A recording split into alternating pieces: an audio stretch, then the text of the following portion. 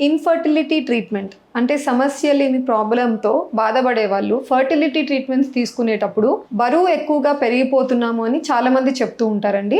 ఇది ఎంతవరకు నిజము అన్న దాని గురించి మాట్లాడతాను. అంటే ఒక లేడీ ఈ సంతానలేమి సమస్య వల్ల బాధపడుతున్న లేడీ ఎవరైతే వెళ్ళి కన్సల్ట్ అవుతారో ఫర్టిలిటీ క్లినిక్స్లో, వాళ్ళు ఈ మాత్రలు ఇచ్చారు, ఆ మాత్రలు ఇచ్చారు, ఈ ట్రీట్మెంట్, ఆ ట్రీట్మెంట్, ఇవన్నీ ఒక 3-4 monthsగా నేను తీసుకుంటున్నాను, ఈ టైంలోనే నేను బరువు చాలా ఎక్కువగా పెరిగిపోయాను అని కొంతమంది కంప్లైంట్ చేస్తూ ఉంటారండి. సో దీని గురించి చాలా డీటెయిల్గా స్టడీస్ కూడా చేయడం జరిగింది. అంటే అన్ని రకాల ట్రీట్మెంట్స్, టాబ్లెట్లతో ట్రీట్మెంట్ అవ్వచ్చు, IUI లాంటి ట్రీట్మెంట్స్ కావచ్చు, లేదా ఈవెన్ టెస్ట్ ట్యూబ్ బేబీ పద్ధతి లాంటి ట్రీట్మెంట్స్ కావచ్చు. తీసుకుంటున్న లేడీస్ లో కొన్ని స్టడీస్ జరిగాయి. వాళ్ళు ఏం చేశారంటే కొంచెం మన BMI, మన వెయిట్ ప్రకారంగా మనం లేడీస్ ని కేటగరైజ్ చేసినట్టయితే నార్మల్ వెయిట్ లో ఉన్న వాళ్ళు, కొంచెం అధిక బరువు ఓవర్ వెయిట్ ఉన్న వాళ్ళు, లేదా బాగా ఎక్కువగా వెయిట్ రేంజ్ ఉన్న వాళ్ళు, అంటే ఒబేసిటీతో బాధపడుతున్న వాళ్ళందరినీ సపరేట్ గా ఈ test tube baby treatment start కాక ముందు వాళ్ళ వెయిట్ ఎంత ఉంది, ఈ ట్రీట్మెంట్ జరుగుతుండగా వాళ్ళ వెయిట్ ఎలా ఉంది, అండ్ ఈ ట్రీట్మెంట్ పూర్తయి సక్సెస్ అయి ప్రెగ్నెన్సీ వచ్చిన తర్వాత కూడా ఆన్ ద డే వాళ్ళకి పాజిటివ్ వచ్చింది అని తెలుసుకున్న రోజు కూడా మళ్ళీ ప్రెగ్నెన్సీ రోజు వెయిట్ రికార్డ్ చేసుకొని ఈ 3 వెయిట్స్ వాళ్ళు కంపేర్ చేశారు. కంపేర్ చేసినప్పుడు ఏం జరిగిందంటే వేరియేషన్ ఉంది, అంటే అస్సలు లేదు డిఫరెన్స్ అని చెప్పడానికి లేదు, కానీ ఎంతవరకు వేరియేషన్ వస్తుందంటే హార్డ్లీ అరౌండ్ 1-2% అండి. ఎవరన్నా బరువు చాలా ఎక్కువగా పెరిగిపోయారు అని చెప్పాలి అంటే కనీసం 5-7% డిఫరెన్స్ రావాలన్నమాట. మీకు వెయిట్ గెయిన్ అంటే ఎక్కువ వెయిట్ గెయిన్ మీకు కనీసం 5-7% కంటే ఎక్కువ అయితే దాన్ని మనం సిగ్నిఫికెంట్ వెయిట్ గెయిన్ అని కన్సిడర్ చేస్తాం. సో 1-2% ని మనం సిగ్నిఫికెంట్ అనడానికి లేదు. సో దీన్ని బట్టి మనకు అర్థమైంది ఏంటంటే ఫర్టిలిటీ ట్రీట్మెంట్స్ పర్సే వల్ల మేజర్ వెయిట్ చేంజెస్ రావు, కానీ కొంచెం మైనర్ వేరియేషన్స్ రావచ్చు. అయినప్పటికీ కొంతమంది లేడీస్ ఎక్కువగా వెయిట్ డిస్టర్బెన్సెస్ చూస్తూ ఉంటారు ట్రీట్మెంట్ టైంలో. ఇది కూడా కంప్లీట్ ఫాల్స్ అని కాదండి. వాళ్ళలో ఎందుకు ఇది జరుగుతుండొచ్చు అంటే ఫస్ట్ ఇంపార్టెంట్ మెడికేషన్స్. నిజమే, ఎందుకంటే మనం ఇచ్చే medications hormonal medications. Oestrogen, progesterone అన్న హార్మోన్స్ ని బాడీలో ఎక్కువ చేస్తాయి. ఈ హార్మోన్స్ హై లెవెల్లో ఉన్నప్పుడు ఏం చేస్తాయంటే మనం తీసుకుంటున్న ఫుడ్ లో కానీ లేదా డ్రింక్స్ లో కానీ వాటర్ అండ్ సాల్ట్ ని ఎక్కువగా బాడీ రిటెన్షన్ చేసుకుంటుంది. రిటెన్షన్ చేసుకొని టెంపరీగా బ్లోటింగ్ లాంటి సెన్సేషన్ వస్తుంది అనమాట. సో దానివల్ల కొంచెం వెయిట్ గెయిన్ వాళ్ళు నోటీస్ చేస్తుండొచ్చు. సెకండ్ వచ్చేసి స్ట్రెస్ అండి. ఎనీ లేడీ ఫర్టిలిటీ ట్రీట్మెంట్కి వచ్చిందంటేనే already she's taking lot of stress. అది సొసైటీ పరంగా కావచ్చు, ఇంట్లో కావచ్చు, లేదా తనకు తనే ఎక్కువగా స్ట్రెస్ తీసుకుంటూ ఉంటుంది. అంటే నాకు ఎందుకు న్యాచురల్గా ప్రెగ్నెన్సీ అవ్వట్లేదు, ఇప్పుడు నేను ఇంత కష్టపడి ట్రీట్మెంట్ తీసుకుంటున్నాను, ఇంత డబ్బులు పెట్టి తీసుకుంటున్నాను, అయినప్పటికీ నాకు పాజిటివ్ వస్తుందా అని ఎంతో స్ట్రెస్లో ఉంటుంది. సరిగ్గా రాత్రి నిద్రలు ఉండవు. సో ఇవన్నిటి వల్ల ఆ స్ట్రెస్ వల్ల బాడీలో కార్టిజాల్ అన్న హార్మోన్ ఎక్కువయ్యి పొట్ట రీజన్లో అక్కడంతా కూడా ఎక్కువ ఫ్యాట్ చేరుకుంటుంది అనమాట. మనం వద్దనుకున్న ఆ వెయిట్ లేదా నైట్ స్లీప్ డిస్టర్బెన్సెస్ వల్ల ఆ వెయిట్ గెయిన్ వస్తుంది. సో అది సెకండ్ రీజన్ అవ్వచ్చు. థర్డ్ వచ్చేసి ఫిజికల్ యాక్టివిటీ. ఒక ట్రీట్మెంట్ అవుతుంది, మేము నోటీస్ చేస్తూ ఉంటాం IVF treatments, test tube baby పద్ధతిలో ఎంబ్రియో పెట్టామండి, ఇవాళ ట్రాన్స్ఫర్ చేసాము, ఒక 15 రోజుల తర్వాత మనకు రిజల్ట్ తెలుస్తుంది అని అంతా చెప్తున్నప్పుడు ఇమీడియట్ గా అందరూ 90% పీపుల్ అడిగే క్వశ్చన్ ఏంటంటే ఏం పని చేయకూడదా, బెడ్ రెస్ట్ లో ఉంచాలా లేడీని, నా పక్కింటి వాళ్ళు ఇలా అన్నారు, మాకు తెలిసిన ఫ్రెండ్స్ వాళ్ళకి ఇదే ట్రీట్మెంట్ జరిగింది, వాళ్ళైతే నాతో అసలు బెడ్ దిగకండి,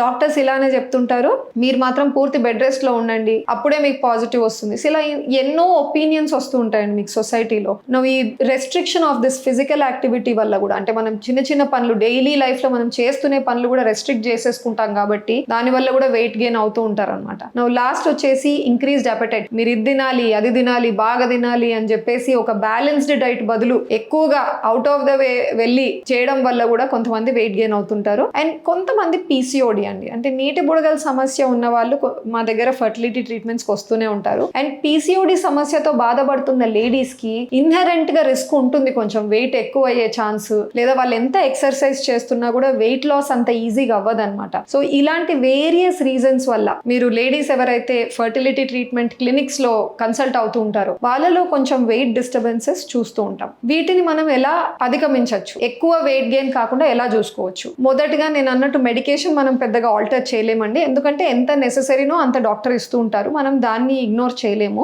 మనం చేయగలిగింది ఏంటంటే డైలీగా ఒక బ్యాలెన్స్డ్ డైట్ పెట్టుకోవడము, ఎక్సర్సైజెస్ ఖచ్చితంగా డైలీ లైఫ్ లో ఒక at least ½ an hour in the morning incorporate చేసుకోవాలి. నైట్ అడిక్వేట్ స్లీప్ 11 o'clock కంటే మించి ఎక్కువ లేట్ నిద్రపోకుండా తప్పకుండా టైంకి నిద్రపోవాలి. అండ్ లాస్ట్ వచ్చేసి మీరు స్ట్రెస్ ఎక్కువగా తీసుకోకుండా అది మేనేజ్ చేయడానికి యోగా లాంటివి కానీ ఎనీ మెడిటేషన్ లాంటి ఎక్సర్సైజెస్ మీరు హెల్ప్ తీసుకుంటే చాలా హెల్ప్ అవుతుంది. ఇప్పుడు మగవాళ్ళు ఎవరైతే జిమ్ కి ఎక్కువగా వెళ్తూ ఉంటారో లేదా స్ట్రెంగ్త్ ట్రైనింగ్ ఎక్సర్సైజెస్ కానీ డంబెల్స్ వెయిట్ లిఫ్టింగ్ ఎక్కువగా చేస్తూ ఉంటారు. సో ఇలాంటి వాళ్ళల్లో ఈ పెనైల్ ఎరెక్షన్ అంగస్తంభన ప్రాబ్లమ్స్ ఏమన్నా వస్తాయా అన్నది అడుగుతారండి. సో దీనికి ఎంత మాత్రం నిజం ఉంది అన్నది ఇవాళ మాట్లాడతాను. నా మొదటిగా అసలు ఈ పెనైల్ ఎరెక్షన్ అంగస్తంభన అన్నది ఎలా జరుగుతుంది అంటే, ఇప్పుడు మెన్ లో ఆర్గాజం రీచ్ అయినప్పుడు అంటే సెక్షువలీ ఎక్సైటెడ్ స్టేజ్ లో ఏమవుతుందంటే పెనిస్ కి ఎక్కువ బ్లడ్ ఫ్లో పోతుంది. ఇన్ఫ్లో ఒకటి ఉంటుంది, పెనిస్ నుంచి అవుట్ ఫ్లో ట్రాక్ట్ ఒకటి ఉంటుంది. సో ఈ టైంలో ఏం జరుగుతుందంటే